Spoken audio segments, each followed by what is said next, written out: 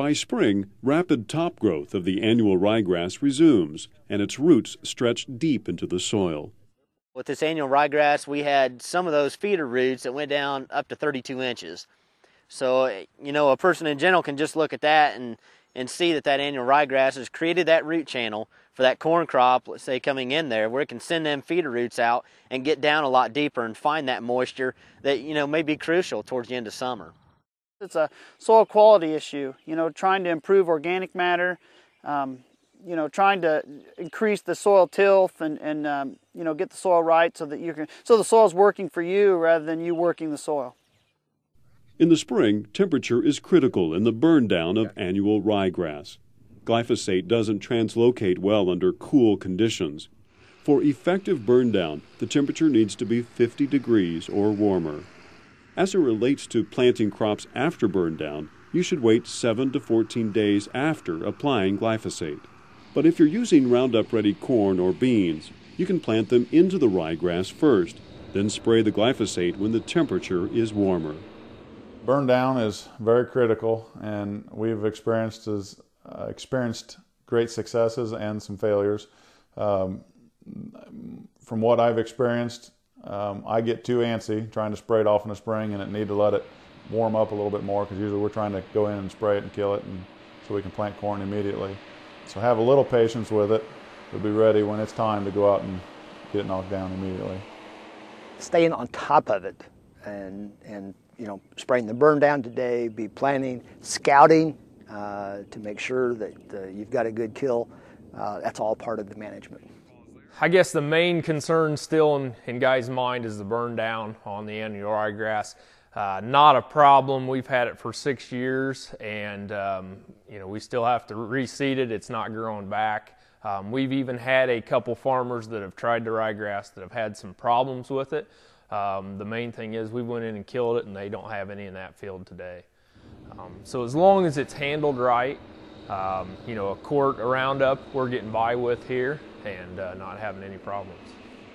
Growers will need to recheck their fields to ensure the annual ryegrass is completely killed. In situations where the initial burn down is sprayed in early spring and weather is cool, there may be a need for a second herbicide application to completely kill the annual ryegrass. When burning down annual ryegrass to plant another crop into, then it's very important that you have the temperatures that will allow that herbicide to work. So in using glyphosate, 50 degrees Fahrenheit would be a minimum temperature for proper burn down. Ideally, even higher temperatures than that. That can be difficult to get during the spring of the year with planting, but if you don't have a good burn down, if you don't have a good activity of that herbicide, then you're often going to have failure or at least poor stands in the crop that you're establishing into annual ryegrass. You can't just spray it and assume that it's going to be killed. Certain products like Roundup, temperature sensitive.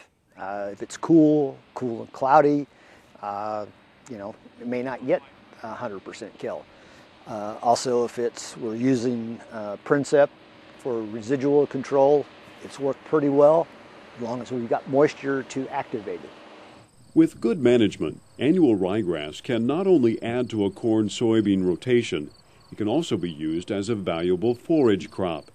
This allows growers who have dairy or beef cattle to graze the ryegrass in the fall and spring, or to take a cutting of haylage in the fall and spring. Now, if you think about annual ryegrass, it has all the attributes. With the advent of better genetics, better varieties, and they're improving each year, I think we're going to continue to see an interest in annual ryegrass in the Midwest as livestock producers look to capitalize on the merits of that crop. Annual ryegrass has a very high yield potential. It also has a very high quality potential. It's routine to see excellent average daily gains among stockers. We get 1.5 pounds to over 2 pounds a day on stockers. Gains per acre are good. Even as an annual, we can see gains of 250 to well over 300 pounds per acre. So it has excellent quality potential. It's a very versatile crop in that we can use it for conservation purposes, for turf, and for forage. Even as a forage, we can use it in a versatile way. It can be used for pasture, hay, silage. Dr. Lacefield says that for dairy and beef cattle producers, annual ryegrass is a high-quality, high-yielding forage that can be established quickly and easily across a wide variety of soil types. He notes that annual ryegrass as a forage works best in a rotational grazing system. From the standpoint of grazing, I think there's several things that we need to keep in mind if we're going to graze and graze efficiently. First, it comes to the fall. If we can get annual ryegrass in early, perhaps after corn silage, and get it in early enough that we get some growth on it, then we can graze it in late fall and very early winter. But caution is advised, because if we do it prematurely, we can do some damage to the stand.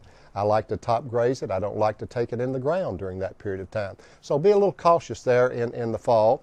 In the spring, I like to almost reverse that. And when we have that lush growth coming on in the spring in a rotational grazing program, if we don't get started pretty early, we get behind and the quality can start getting away from us. So we may start on some of those paddocks a little bit early and then get in a rotation and rotate rather rapidly. But I do like to rotate the annual ryegrass. We can start grazing and graze that when it's 8 to 10 inches growth, graze it back down to about 3 to 4 inches and move those animals. We're getting that product at a very high quality state.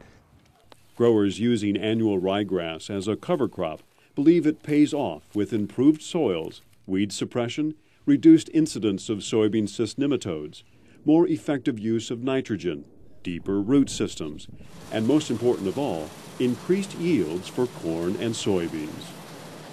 For the most part, what we're looking at is improved soil structure to increase crop growth and rooting, and eventually to increase yields, or at least stabilize yields and stop the up and down yield variance due to weather.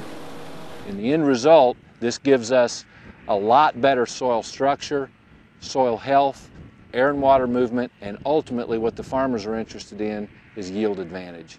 When we can get these kind of improvements to the soil quality, then that equates to economics and increased yield potential for that soil. As far as corn yields improvement, we're seeing on a dry year anywhere from maybe 30 to 50 bushel increase. The plant health in a dry year is just greatly improved by the ryegrass because of those deep roots. It can get that moisture when it needs it. Soybeans, we're seeing maybe up to a 5 bushel increase, just depending. Somewhere around 2 to 3 bushel a lot of times, up to 5 bushel on that. So once again, just the plant health and eliminating a lot of the disease problems that we have because of that, and we can increase the yield that way. Growers and livestock producers interested in learning more about the benefits of using annual ryegrass should contact the Oregon Ryegrass Seed Growers Commission or visit the website ryegrasscovercrop.com.